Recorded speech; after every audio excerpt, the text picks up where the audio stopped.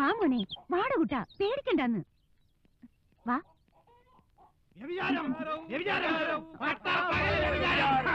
ഈ ആനന്ദം പവിത്രം ജീവിച്ചിരിക്കുമ്പോ ഇതിവിടെ നടപ്പില്ല. കൊളുത്തും ഞാൻ എല്ലാത്തിനെയും കത്തിക്കും. കൊളുത്തും ഞാൻ കൊളുത്തും. നീ വാട മോനെ. മനുഷ്യൻ മാനം വരെ ജീവിക്കാൻ പേടിക്കണ്ട കൂട്ടാ, ഇവിടെ ഇനി ആരും വരില്ല. നമ്മൾ രണ്ടാളും മാത്രമേ ഉള്ളൂ. ഇരി.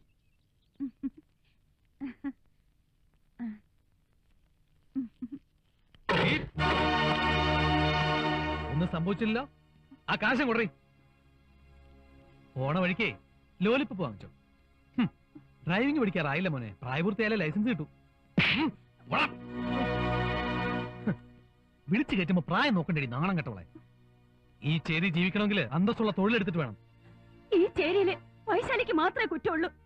ചോക്ലേറ്റ് രവിക്ക് കഞ്ചാവും ബ്രൗൺ ഷുഗറും വിൽക്കാം, മറിയക്ക് ചാരായം വിൽക്കാം, ഒരു മണിക്ക് കൂട്ടിക്കൊടുക്കാം, ചതിക്കാം.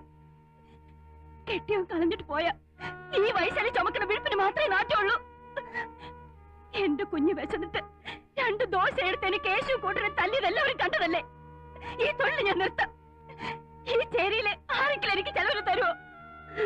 എന്റെ കുഞ്ഞുങ്ങൾക്ക് കഞ്ഞി കൊടുക്കാൻ വേറെ ഏതെങ്കിലും ഒരു മാർഗം നിനക്ക് പറഞ്ഞു തരാമോ? ഇനി മേലിൽ ചേരിയിൽ ആരും ശരീരം വെച്ച് ജീവിക്കരുത്. പെണ്ണെ, നിന്നെ നല്ലൊരു പൂഹാരം വരണുണ്ട്. എടുത്തോണ്ട് പോരാ, എനിക്കെങ്ങും വേണ്ട. ഒരു നേരത്തെ കഞ്ഞിക്കുള്ള കാശേ എന്റെ മോള് പൂ വിറ്റ് കൊണ്ടിരുന്നുണ്ട്. തള്ളയുടെ പവർ കണ്ടില്ലേ? അതേടാ, പവർ തന്നെയാ. കട്ടും പിടിച്ചു പറിച്ചും അല്ല ജീവിക്കേണ്ടത്, അധ്വാനിച്ച് ജീവിക്കണം. അമ്മച്ചി, പിടിച്ചു പറിച്ചതും കട്ടതും ഒന്നും അല്ലത്. നരേന്ദ്രൻ കോൺട്രാക്ടറുടെ സ്പിരിറ്റ് ലോറി കത്തിച്ചതിന് നടേശൻ കോൺട്രാക്ടർ തന്ന സമ്മാനമാ. നാളെ ഞങ്ങൾ നടേശന്റെ ലോറിയും കത്തിച്ചെന്ന് വരും.